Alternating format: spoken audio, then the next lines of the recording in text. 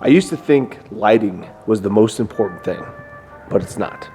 Blocking comes before lighting, and great blocking can survive bad lighting.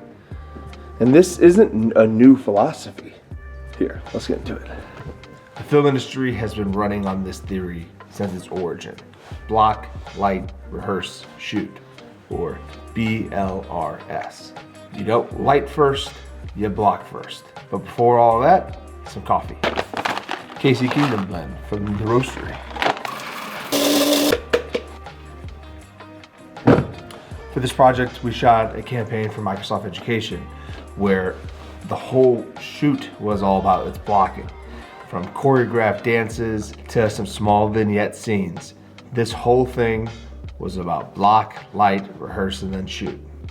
We even brought in a really talented Steadicam operator from Ohio. He did an amazing job making sure we were able to move with the talent, both forward, backward, left, and right, and to react to any of their unique dance moves. If this video makes it back to my school professor for cinematography, you should be proud. It's all about the block, light, rehearse, shoot. I know you try to drill that in our head in class. When you're lighting a product, you can sculpt the light. You can get your ratios, you can define it. But when you're lighting choreography, the lighting becomes support. Blocking is what matters. Here, let's get into it. For this, we shot on the Redview Raptor with Type SK lenses. I believe those are Canon rangefinder lenses. And wide open, they're pretty soft. Now throw some scarf dust in front of it, and we had some really fun reactions to those. Overhead, hallway lights, any practical lights we had in the frame, it had a nice little glow to it. But really the lighting didn't matter if the blocking wasn't done right. We really had to lean in on the roots of this whole system. Block, light, rehearse, shoot. For the choreography, it was all about where can they dance, where can they move, and what also works best for our lighting. It started with blocking first. So in hallways, I would always try to find where are the most doors that they can move to and from, or to and through. So if there's a bunch of doors in this little cluster, that's great. I can push a bunch of light through those doors. When shooting hallways, it's tricky. Most of the time you're gonna need to have the overheads on. Now, if they're the old tube lights, you can get up there and turn, typically they're in sets of 4, you can turn 2 of them off and still have that illumination, but that really doesn't key light the subjects. It's just an ambient. And of course, biggest pro tip, get yourself some LEDs so you can dial in that light to match the overheads. Or if you want the overheads to be a little bit cooler, then warm up your key light just a skosh. So it was all about seeing how their blocking is gonna happen, what gives them the most amount of space, and within that, the lighting comes in as support.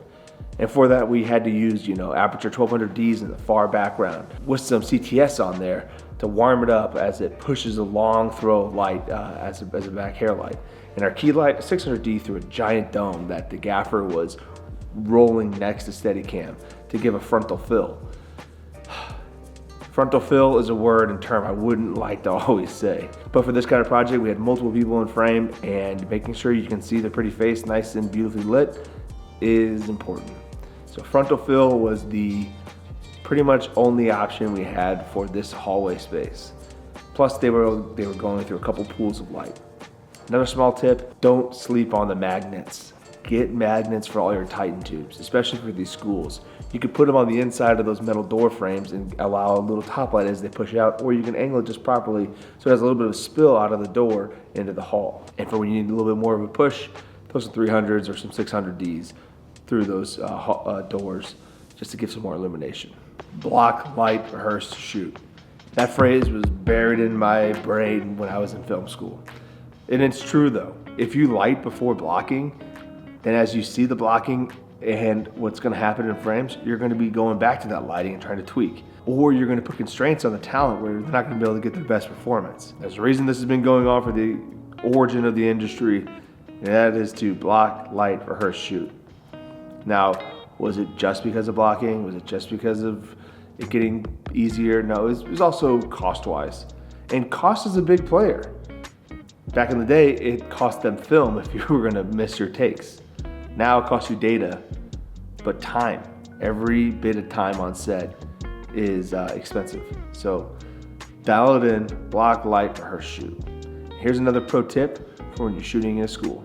When shooting in a school, here's some of my pro tips. Every time you're in a classroom, turn off the overhead lights, especially if you're not having to see them. Use the window light and motivate your light from there. When you're in a hallway, you can try to match your light sources with the hallway temperatures, and of course get up there and turn a bulb or two off just to get a little bit less exposure. And if you're in a hallway the shoot calls for, sometimes you can turn off a light and the safety lights are on, which is just like one light every other 4 lights. That'll give it some more mood, but it depends on what you're shooting. Now, big pro tip is do not sleep on the rotopola. Schools are full of reflections from the floor to the locker room walls. If you don't have a rotational polarizer inside your matte box, those things be bouncing light everywhere, which could be something you're going for. But like I said, I'm trying to find mood wherever I can. So dialing those reflections down really helps to continue to balance out an image and start bringing in that contrast that I'm looking for. But you got to be careful on what it does to people's skin tones. Sometimes it can take out too much of a reflection of people's skin, and that can be kind of just not natural. If you're going for naturalism like myself, then use the overheads, match your key light sources, bring in Titan tubes, and don't forget your magnets, and slap in a polarizer to dial in those reflections. All right, now back to it. On this Microsoft shoot, lighting worked because the blocking worked, not the other way around. Gear matters, lighting matters, and the ratios matter, but that movement is what dictates everything. Block, light, rehearse, and shoot. Lighting always follows blocking. All right, if you want to see more of my work, you can check out stevenspeedgrass.com. Thanks for watching. Peace.